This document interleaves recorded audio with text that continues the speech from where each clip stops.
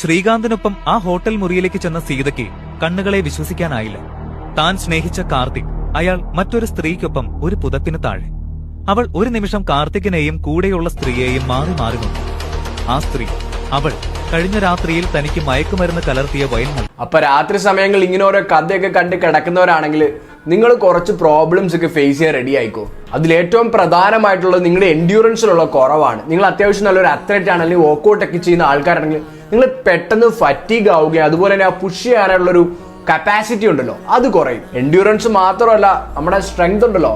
അപ്പൊ നിങ്ങൾ രാത്രി സമയങ്ങളിൽ ഉറങ്ങാണ്ട് ഈ സാധനമൊക്കെ കണ്ടുകൊണ്ടിരുന്നു കഴിഞ്ഞാൽ നിങ്ങളുടെ സ്ട്രെങ്തിലും ടെമ്പററി ആയിട്ട് ചെറിയൊരു ഡിപ്പ് വരും. ഇത് മാത്രമല്ല, നമ്മുടെ മൂഡിനെയും ഇത് നല്ല രീതിയിൽ എഫക്ട് ചെയ്യും. നമുക്ക് ഇറിറ്റബിലിറ്റിയും അതുപോലെ ആങ്സൈറ്റിയും അങ്ങനെയുള്ള പ്രശ്നങ്ങൾ നല്ല രീതിക്ക് കൂടും. അതുപോലെ തന്നെ നമ്മുടെ റിയാക്ഷൻ ടൈമും അതുപോലെ നമുക്കൊരു ആക്യുറസിക്ക് ഉണ്ടല്ലോ, ഈ പറഞ്ഞ സാധനങ്ങളും കുറയും. ഇത് ശരിക്കും പറയാൻ നിങ്ങൾ പല ആൾക്കാരും ഫേസ് ചെയ്തിട്ടുണ്ടാവും. അതായത് ഉറക്കമൊന്നും ഇല്ലാണ്ട് രാവിലെ ഓഫീസിൽ പോയി കഴിഞ്ഞാൽ നിങ്ങൾക്ക് വർക്കൊക്കെ ഒരു തരത്തിൽ എങ്ങനെയെങ്കിലുമൊക്കെ പുഷ് ചെയ്ത് ചെയ്യാൻ പറ്റും.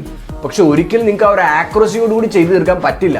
നിങ്ങളുടെ ആ ഒരു ബ്രെയിൻ പ്രോപ്പറായിട്ട് വർക്ക് ചെയ്യുന്ന പോലെ നിങ്ങൾക്ക് ഫീൽ ചെയ്യില്ല. ഇത് മാത്രമല്ല, നിങ്ങൾ നല്ലപോലെ വർക്കൗട്ട് ചെയ്യുന്ന ആൾക്കാരൊക്കെ ആണെങ്കിൽ നിങ്ങളുടെ റിക്കവറി ഉണ്ടല്ലോ, റിക്കവറി ഒന്നും പ്രോപ്പറായിട്ട് നടക്കത്തില്ല. അതുപോലെ നിങ്ങളുടെ മസിൽ ബിൽഡിംഗ് പ്രോഗ്രസ്സും കാര്യങ്ങളും എല്ലാം താഴോട്ട് പോവുകയും ചെയ്യും.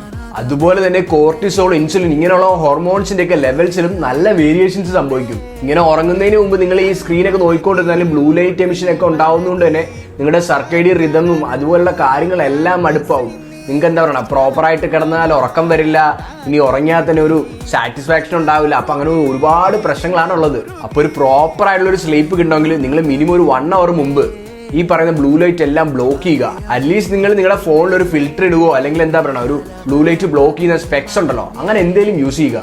അതുപോലെ തന്നെ ഒരു 7 to 9 hours പെർ ഡേ നിങ്ങൾ സ്ലീപ്പ് ചെയ്യാൻ നോക്കുക. കാരണം ഇത്രയെങ്കിലും ഉറങ്ങിയാലുള്ള നിങ്ങളുടെ ബോഡി പ്രോപ്പറായിട്ട് റിക്കവറിയും കാര്യങ്ങളും എല്ലാം നടക്കത്തുള്ളൂ.